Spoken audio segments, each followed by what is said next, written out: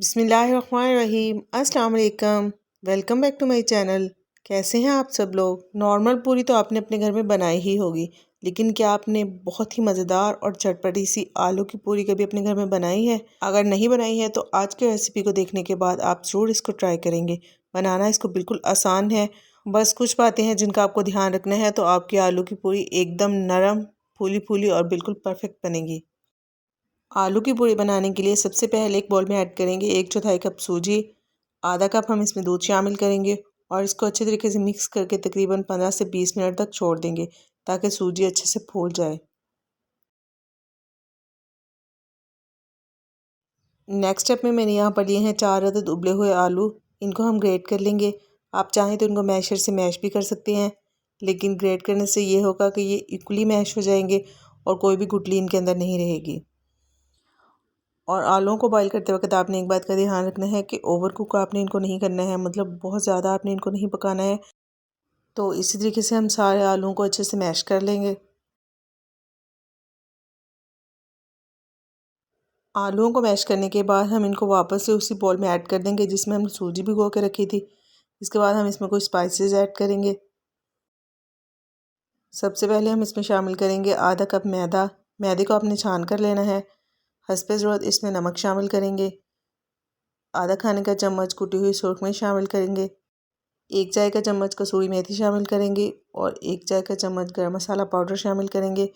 1 चाय के चम्मच ही हम इसमें कलौंजी शामिल करेंगे और तकरीबन 3 खाने के चम्मच हम इसमें घी शामिल करेंगे। एक बात का आपने ध्यान रखना है कि ऑयल आपने यहाँ पर यूज़ नहीं करना है, घी ही यूज़ करना है। 2 खाने के चम्मच हम इसमें दही इस्तेमाल करेंगे और इस रेसिपी में कोशिश कीजिएगा कि आपने खट्टे दही का इस्तेमाल करना है। तो अभी इन सारी चीज़ों को हम हाथ के साथ अच्छे तरीके से मिक्स कर लेंगे और इसकी एक सॉफ्ट और स्मूथ सी डो हमने बना के तैयार करनी है। ये बैटर थोड़ा थोड़ा हाथों को चिपकेगा तो आपने हल्का सा ऑयल हाथों को लगा के इसको अच्छे तरीके से नीट कर लेना है। तकरीबन 5 से 6 मिनट तक आपने इसको लाजमी गूंदना है। जितनी आपकी डो सॉफ्ट और स्मूथ होगी उतनी ही आपकी पूरी बिल्कुल परफेक्ट बनकर तैयार होगी। तो डो को मैंने तकरीबन 4 से 5 मिनट गूंद लिया है। ये अच्छे से स्मूथ हो गई है। हल्का सा घी हम इसके ऊपर लगा देंगे और इसको ढककर तकरीबन आधे घंटे के लिए फ्रिज में रख देंगे। रेस्ट आपने लाजमी देना है, इससे आपकी डो बहुत ही अच्छे से सॉफ्ट हो जाएगी। ये देखिए यहाँ पर डो काफ़ी अच्छे से स्मूथ हो चुकी है। जिस भी साइज़ की हमने पूरी बनानी है उसके हिसाब से हम पेड़ा बना लेंगे और इसको हल्के हाथ से बेल लेंगे। बहुत पतला आपने इसको नहीं बेलना है, जिस तरह की हम नॉर्मल रोटी पकाते हैं उससे थोड़ा सा मोटा होना चाहिए। ये देखें इस तरह से। तो अब हम इसको फ्राई कर लेते हैं। ऑयल को मैंने यहाँ पर अच्छे से गर्म कर लिया है और फ्लेम को मीडियम टू लो कर दिया है। एक बात का आपने ध्यान रखना है कि फ्लेम को आपने हाई बिल्कुल भी नहीं करना है। मीडियम टू लो फ्लेम के दरमियान आपने इसको पकाना है, वरना आपकी पूरी अंदर से कच्ची रह जाएगी और ऊपर से उसको बहुत ज़्यादा डार्क कलर हो जाएगा। और चम्मच के साथ आपने इस तरीके से आहिस्ते आहिस्ते इसके ऊपर घी डालते जाना है।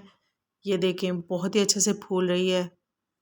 आप भी इसी तरह से बिल्कुल नरम और फूली हुई पूरी बना सकती हैं। पहली ही मरतबा बिल्कुल परफेक्ट पूरी आप बना सकती हैं। बस आपने डो को बहुत ही अच्छे से गूंदना है। इसी तरह से मीडियम टू लो फ्लेम पर हम अच्छा सा गोल्डन कलर आने तक इसको पका लेंगे। बहुत ही मज़े की ये रेसिपी है। इसको आप नाश्ते में सर्व कर सकती हैं या फिर आप इसको बच्चों को लंच बॉक्स में बना कर दे सकती हैं। बहुत ही मज़े की लगती है। ट्राई ज़रूर कीजिएगा। अपना फीडबैक मेरे साथ ज़रूर शेयर कीजिएगा। तो देखिए यहाँ पर पूरी हमारी अच्छे से फ्राई हो चुकी है। जो एक्स्ट्रा ऑयल है इसको हम इस तरह से बाहर निकाल देंगे। तो यहाँ पर सारी पूरियाँ हमारी अच्छे से फ्राई हो चुकी हैं। अगर आप स्पाइसी खाना पसंद करती हैं तो इसको अचार या चटनी के साथ सर्व कर सकती हैं, या फिर जिस तरीके से हम नॉर्मल पूरी हलवे के साथ खाते हैं आप इसको हलवे के साथ भी सर्व कर सकती हैं।